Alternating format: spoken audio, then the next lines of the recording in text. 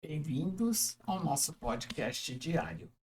Maria, sob os convites de Jesus, nos leva a que nos detenhamos para encerrar esta série, encerrar em tese, porque aqui são apenas lembretes, os quais nós encaminhamos para os textos originais constantes no livro O Céu e o Inferno, no seu capítulo 2.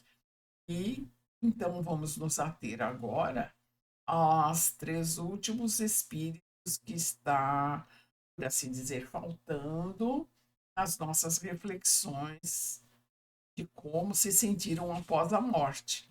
E o nosso primeiro, nesse caso aqui, vão ser os espíritos suicidas, que na qual conta o caso de um senhor de 50 anos que, sentindo-se totalmente abandonado pela família, desvalorizado totalmente perante ele próprio, ele então tira a própria vida. E quando ele é evocado, ele conta que estava muito bem ligado às ideias terrenas e que estava morto, estava vivo. E responde a tudo com muita lucidez, e fala que sim, que decidira suicidar-se porque não suportava a dor do abandono, mas que ele achava interessante que ele estava vivendo agora um sofrimento muito maior do que o anterior, e ele se sentia, vejam bem, como se a sua ferida estivesse sido revolvida com um ferro em brasa e sangrava muito.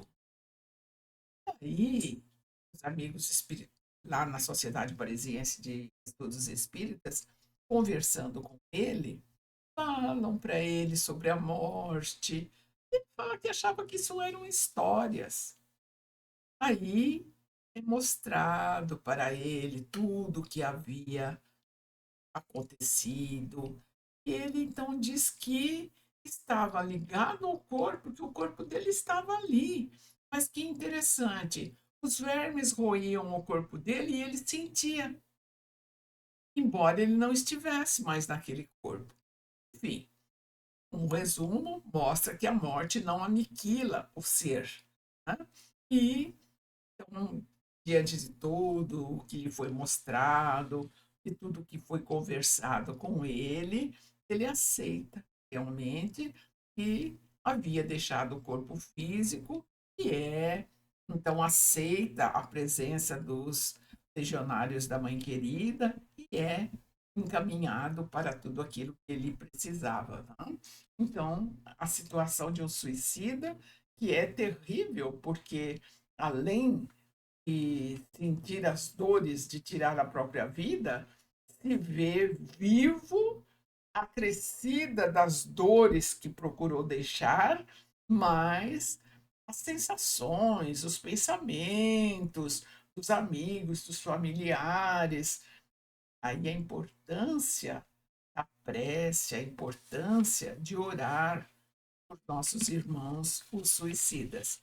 E passamos agora aos espíritos arrependidos.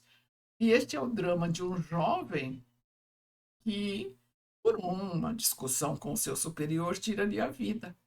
E é executado, condenado à morte, executado, mas ele não demonstra nenhum pesar ou arrependimento. E comunica-se então dizendo que ele não tolerava humilhações. Aí também os amigos espirituais da sociedade conversam muito com ele, mostram as situações, como ela aconteceu, se realmente havia necessidade dele tirar a morte, a vida do seu superior, o que é que ele estava sentindo, e que não havia morte, que esse superior, inclusive, já havia passado bastante tempo, já o perdoara, que ele podia vê-lo. Enfim, diante de toda essa situação, ele então chega à conclusão de que realmente ele havia sido afoito, que a situação não requeria, que foi um ímpeto, por assim dizer, de vaidade, de orgulho, no qual ele tirou a vida do seu superior. E ele não mais vê a sua vítima, mas lembra o olhar dela dizendo, quando foi lhe mostrado, ela se lembrando dele por assim dizer, se desconsiderando do crime. E aí, quando tudo isso vai acontecendo, ele vai se. Como se as suas emoções fossem se atenuando. E ele começa a sentir uma necessidade muito grande de pensar, de agir diferente. E isso já é indício de um progresso moral que estava se iniciando. E dentro de toda essa recomposição, ele entende que ele se propõe a fazer, ele trabalhando com ele próprio, então esse companheiro também é logo encaminhado para aquilo que se faz necessário a ele.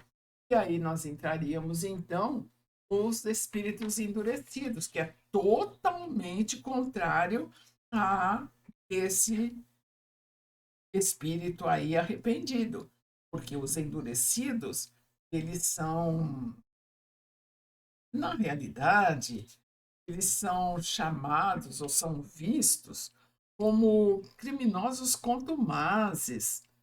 Eles sentem prazer em fazer o mal e eles, quando são chamados ou são trazidos para conversar, falam que tudo aquilo são palavras ocas, que eles não querem saber de nada disso, e que eles se sentem bem do jeito que estão, mas na realidade eles têm um medo terrível de qualquer coisa que possa trazer na mente deles o que eles foram ou o que eles são, de forma que eles fogem de tudo quanto possa significar uma luz, uma claridade.